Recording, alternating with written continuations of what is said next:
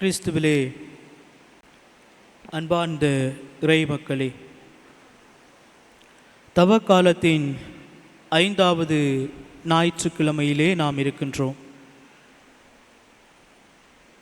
தவக்காலம் இன்னும் ஓரிரு வாரங்களில் நிறைவு பெற இருக்கின்றது.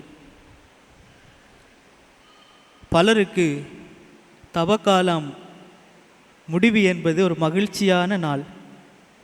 இங்கே இருக்கின்ற இளம் பிள்ளைகள் சிரிக்கின்றார்கள். தவக்கால முடிவு என்பது பல இளைஞர்களுக்கும் சிறுவர்களுக்கும் மகிழ்ச்சியான நாள். இனி வீட்டிலே வழமை போன்று நன்றாக உணவினை உண்ணலாம், வழமை போன்று செய்கின்ற விடயங்களை வீட்டிலே செய்யலாம். பல வீடுகளில் தொலைக்காட்சி கூட பார்க்க மாட்டார்கள். பல வீடுகளில் பெற்றோர் பிள்ளைகளுக்கு தொலைபேசிகளை கூட அதிக நேர பாவனைக்கு கொடுக்க மாட்டார்கள். பல வீடுகளில் மாமிசங்களை தவிர்ப்பார்கள் 40 நாட்களுக்கும். இவ்வாறு பல ஒருத்தல் முயற்சிகளை வீடுகளிலே செய்கின்றவர்கள் பலருக்கு, குறிப்பாக இளம் பிள்ளைகளுக்கு இந்த தவக்காலத்தின் முடிவு என்பது ஒரு சில நேரங்களில் மகிழ்ச்சியாக கூட இருக்கலாம். அன்பானவர்களே, இந்த தவக்காலம் என்பது வருடா வருடம் நாம் சந்திக்கின்றது ஒன்று. கடவுளுடைய பாடுகள், மரணத்தை நாம் இந்த நாட்களிலே தியானிப்பதுண்டு. நான் பல நேரங்களில் சிந்திப்பதுண்டு, ஒருவேளை இயேசுவிலும் பார்க்க அதிகமாக நாம் துன்பப்படுகின்றோம். அவருடைய பாடுகளை நினைத்து மனம் வருந்தி. அன்பானவர்களே, தவக்காலம் என்பது இயேசுவிற்காக நாம் வருந்துகின்ற காலம் அல்ல. இயேசு எமக்காக பாடுபட்டு மரித்து விட்டாரே என்று நினைத்து அழுது புலம்பிக் கொண்டிருக்கின்ற காலம் அல்ல. தவக்காலம் என்பது மனமாற்றத்தின் காலம். எனது வாழ்க்கையில் நான் எந்த மாதிரியான எவ்விதமான மாற்றத்தை நான் ஏற்படுத்தப் போகின்றேன் என்று நாம் நம்மையே கேள்வி கேட்கின்ற ஒரு காலம் என்பதை நாம் மறந்துவிடக்கூடாது. நீங்களே உங்கள் வாழ்க்கையை சிந்தித்து பாருங்கள். இந்த வருடம் விபூதி புதனிலிருந்து இற்றை வரைக்கும் பல தவக்கால ஆன்மீக காரியங்களை நீங்கள் செய்திருக்க முடியும்.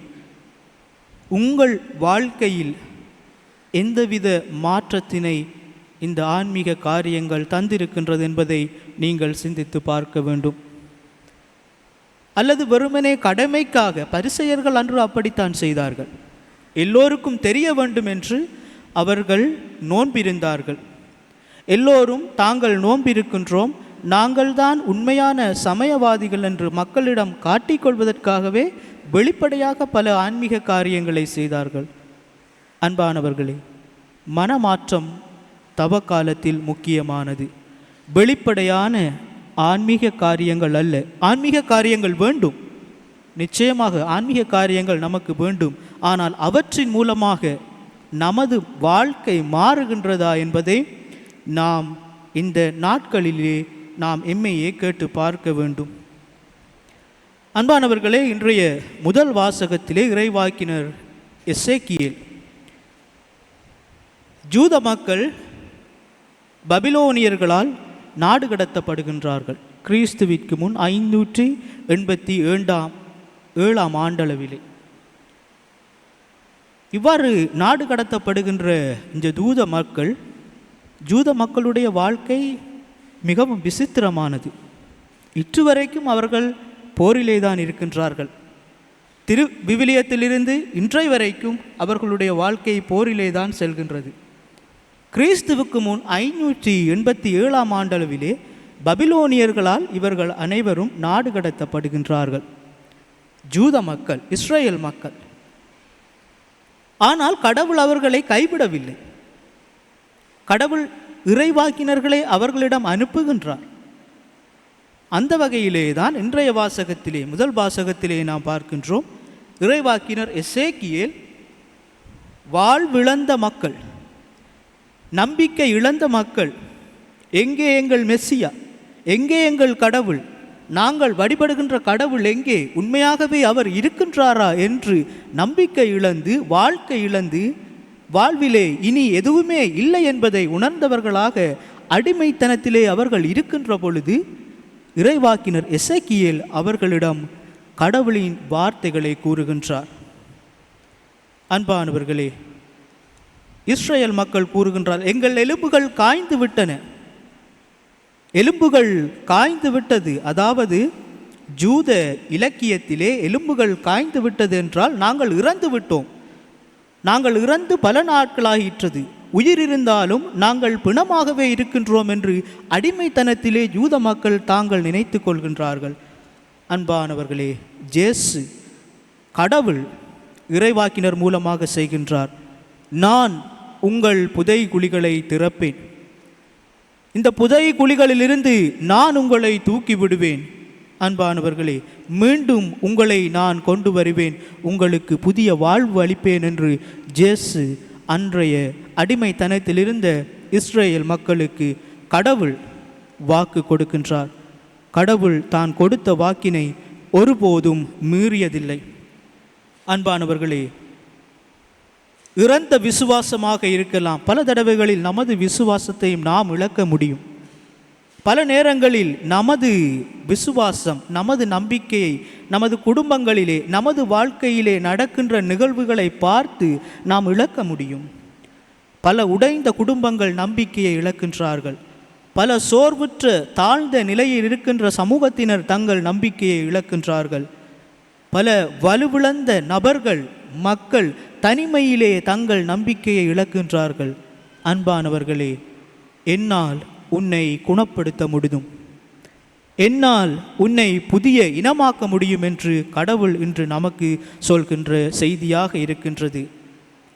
நாம் ஒருபோதும் வாழ்க்கையிலே நாம் துவண்டு விட்டோமே, குடும்பங்களிலே பிளவுகள் வந்து விட்டது, விசுவாசத்திலே தளர்ச்சியாக இருக்கின்றேனே, தனிமையை உணர்கின்றேனே என்று நாம் சிந்திக்கும் பொழுது நாம் நினைத்து கொள்ள வேண்டும். அன்பானவர்களே, கடவுள் இஸ்ரேல் மக்களுக்கு கொடுத்த வாக்குறுதியைத்தான் நமக்கும் தந்திருக்கின்றார்.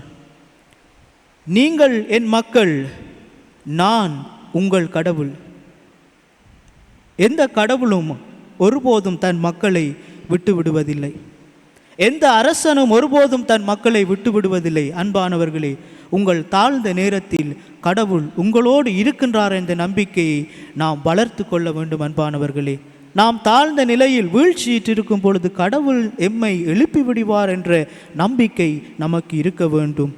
கடவுள் வார்த்தையால் உயிர் கொடுக்க வல்லவர். ஆதியிலே தொடக்க நூலிலே பார்க்கின்றோம், வார்த்தையால் உருவாக்குகின்றார் இந்த உலகத்தினை. சுமேரிய பபிலோனிய நாகரிக கதைகளிலே உலகம் உருவானது எப்படி என்று சொன்னால் சண்டையிலே உருவானது, இரத்தத்திலே உருவானது. அரசர்கள் போரிட்டு உருவாக்கியதாக உலகத்தினை கருதினார்கள். ஆனால் திருவிவிலியத்தினை எழுதும் பொழுது அழகாக எழுதுகின்றார்கள், கடவுளுடைய வார்த்தையால் உலகம் உருவானது, கடவுளுடைய வார்த்தையால் உயிர் வந்தது. லாசரை பார்த்து லாசரை எழுந்திரு என்று சொல்கின்ற கடவுளுடைய வார்த்தை. அன்பானவர்களே, கடவுளுடைய வார்த்தை உயிர் உள்ளது என்பதை நாம் விளங்கி கொள்ள வேண்டும். இன்றைய வாசகத்திலே நற்செய்தியிலே பார்க்கின்றோம், லாசர் உயிர் பெறுகின்றார். இன்றைய வாசகத்தில் லாசர் இறந்து 4 நாட்களாகிவிட்டது என்று நாம் பார்க்கின்றோம். ஜூத மரபின்படி ஒருவர் இறந்தால் 3 நாட்கள், அவர் இறந்து 3 நாட்கள் அவருடைய ஆன்மா அங்கே ஊசலாடும், அங்கே சுற்றி திரியும் என்கின்ற ஒரு நம்பிக்கை அன்றைய ஜூத மக்களுக்கு இருந்தது. ஒருவர் இறந்தால் 3 நாட்களுக்கு அவருடைய ஆன்மா அங்கேயே இருக்கும். 4வது நாள் தான் அவர் பூரணமாக இறந்தவராக கருதப்படுவார். அந்த 3 நாட்களும் அவர்கள் எதுவுமே செய்ய மாட்டார்கள் அந்த உடலை. 4வது நாள் தான் அந்த மனிதர் இறந்த மனிதராக உடலாக கருதப்படும். அதைத்தான் இன்றைய வாசகத்திலே பார்க்கின்றோம். லாசர் இறந்து 4 நாட்கள் ஆயிற்று என்றால் லாசர் பூரணமாக இறந்து விட்டார். மார்த்தா ஓடி வருகின்றார். ஜேசு மிகவும் அன்பு செய்த ஒரு குடும்பம் லாசர், மார்த்தா. என் சகோதரன் மீது உனக்கு பாசம் இல்லையா? ஏன் உன் நண்பனை இவ்வாறு இறக்க விட்டாய் என்று மார்த்தா ஜேசுவை பார்த்து கேட்கின்ற பொழுது ஜேசு கூறுகின்றார், நான் காலம் தாழ்த்தவில்லை. கடவுளுடைய மாட்சி இறந்த இந்த லாசர் மூலமாக வெளிப்பட இருக்கின்றது என்று கூறுகின்றார். இறந்த இந்த மனிதர் மூலமாக கடவுள் எத்தகைய பெரும் வல்ல செயல்களை செய்ய முடியும் என்று இயேசு வெளிப்படையாக கூறுகின்றார். அங்கே பலர் கூடியிருக்கின்றார்கள். நம்மை போன்று பல மக்கள் அங்கே பார்த்து கொண்டிருக்கின்றார்கள். ஜூத சமயத்தவர்கள் இருக்கின்றார்கள். இங்கே என்ன நடக்க இருக்கின்றது என்று. லாசர் கல்லறையிலே இருக்கின்றார் இறந்த உடலாக. இப்பொழுது என்ன நடக்க இருக்கின்றது? இயேசு கூறுகின்றார், லாசரே எழுந்திரு. அவர் எழுந்திருக்கின்றார். துணிகளால் கட்டப்பட்ட அந்த துணிகள், உடலினை சுற்றி இருக்கின்ற துணிகள் அகற்றப்படுகின்றன. அவர் உயிர் பெறுகின்றார். அன்பானவர்களே, இயேசுவை கொலை செய்வதற்கு இதுவும் ஒரு முக்கியமான காரணம். யூத சமயத்தவர்கள் இதையும் ஒரு முக்கியமாக காரணமாக கொண்டு இயேசுவை கொலை செய்கின்றார்கள். ஆனால் இந்த நிகழ்வு அன்பானவர்களே கடவுளின் மாட்சியை வெளிப்படுத்துகின்றது. அன்று இஸ்ரேல் மக்களுக்கு கடவுள் கூறுகின்றார், உங்கள் புதைகுழிகளை நான் திறப்பேன், நீ இறந்திருந்தாலும் உனக்கு உயிர் கொடுக்க என்னால் முடியும் என்பதை கடவுள் நமக்கு நினைவுபடுத்துகின்றார். அன்பானவர்களை, பல நேரங்களில் நாமும் இறந்தவர்களாகவே இருக்கின்றோம். உயிர் உண்டு, ஆனால் வாழ்க்கையிலே பல இழப்புகள், வாழ்க்கையிலே பல கஷ்டங்கள், வாழ்க்கையிலே பல வேதனைகள். நாம் நினைப்பதில்லை, பல நேரங்களிலே கடவுளால் எனக்கு கை கொடுக்க முடியும், என் கடவுளால் என்னை தூக்கிவிட முடியும், என் கடவுளால் இறந்த எனக்கு உயிர் கொடுக்க முடியும் என்று நாம் மறந்து விடுகின்றோம். அன்பானவர்களே, இந்த நாளிலே கடவுள் நமக்கு ஞாபகப்படுத்துகின்றார், அன்பு மகனே, அன்பு மகளே, வாழ்க்கையிலே நீ வீழ்ச்சியை காணும் பொழுது, குடும்பங்களிலே நீ பிளவுகளை காணும் பொழுது, தொழில் துறைகளிலே நீ வீழ்ச்சியை காணும் பொழுது, கஷ்டத்தினை காணும் பொழுது, வேதனைகளை அனுபவிக்கும் பொழுது நினைத்துக்கொள், என்னால் உனக்கு வாழ்க்கை கொடுக்க முடியும் என்று, எனது ஒரு வார்த்தையால் உனக்கு நான் மகிழ்ச்சியை கொடுக்க முடியும் என்று, எனது செயலால் எனது இரக்கத்தால் நான் உன்னை தூக்கிவிட முடியும் என்று இயேசு நமக்கு உறுதி வழங்குகின்றார். அன்பானவர்களே, நாம் இன்னும் ஓரிரு கிழமைகளிலே இயேசுவின் உயிர்ப்பினை நாம் கொண்டாட இருக்கின்றோம். ஆகவே நாம் நினைத்து கொள்ள வேண்டும், நமது கடவுள் வெறுமனே சிலுவையிலே தொங்கி மரித்த கடவுள் அல்ல, சிலுவையிலே இறந்த கடவுள் அல்ல, நமக்கு வாழ்வளிக்கின்ற கடவுள் என்பதை, நமக்கு உயிர் அளிக்கின்ற கடவுள் என்பதை, நாம் எந்த நிலையில் தாழ்ந்து சென்றாலும் நம்மை தூக்கிவிட வல்லவர் என்ற கடவுள் என்ற சிந்தனையில் நாமும் கடவுளிடம் வரத்தினை வேண்டுவோம். கடவுளே, தாழ்ந்த வீழ்ச்சியுற்ற பாவ நிலையில் இருக்கின்ற என் வாழ்க்கைக்கு உயிர் கொடும் என்று வேண்டி தொடர்ந்தும் இந்த திருப்பலியில் நாம் பக்தியோடு மன்றாடுவோம்.